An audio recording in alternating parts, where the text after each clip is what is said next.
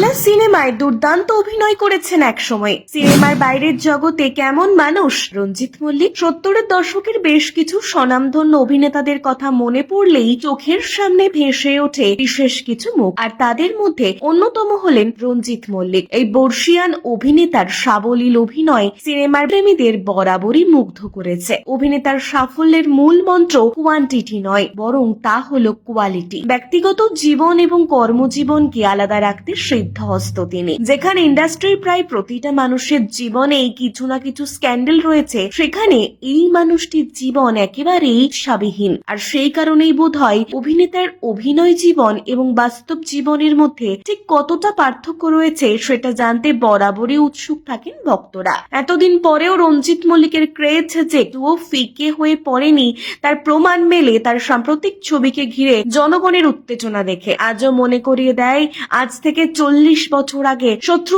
সিনেমার কথা। আজও মনে পড়ে তার সেই দায়িত্ববান দাদার কথা। কখনো তিনি সৎ পুলিশ অফিসার, আবার কখনো তিনি স্কুল মাস্টার, কখনো বা বাবার ভূমিকায়, কখনো বা মামার ভূমিকায়। প্রতিটা চরিত্রেই অভিনব দক্ষতা ছিল রঞ্জিত মল্লিকের। কিন্তু তার অন্দরমহল সম্পর্কে কি বললেন তার সহধর্মিনী দীপা মল্লিকের কথায় ও ভীষণ খুঁতখুঁতে স্ক্রিপ্টের ব্যাপারে। বাড়ি তৈরির আগে যেমন আমাদের ভিতটা শক্ত আছে কিনা দেখি, ঠিক তেমনি ও কোনো চরিত্রে অভিনয় করার আগে স্ক্রিপ্টটা ওর কাছে ভিত। এই সিনেমায় অভিনয় করার আগে যে ওর স্ক্রিপ্টটা পছন্দ হয়েছে, নিশ্চয়ই এর মধ্যে ভালো কিছু দেখেছে। সাথে তিনি আরো বলেন পরিবারের সকলকে নিয়ে বেশ চিন্তিত থাকে, সমাজের চারপাশে ঘটতে থাকা সমস্যা নিয়ে বেশ চিন্তিত থাকে, আর প্রতিটা মুহূর্ত পরিবারের প্রতি আলাদা দায়িত্ব থাকে। এই অভিনেতাকে কারা কারা পছন্দ করেন কমেন্টে জানাতে ভুলবেন না।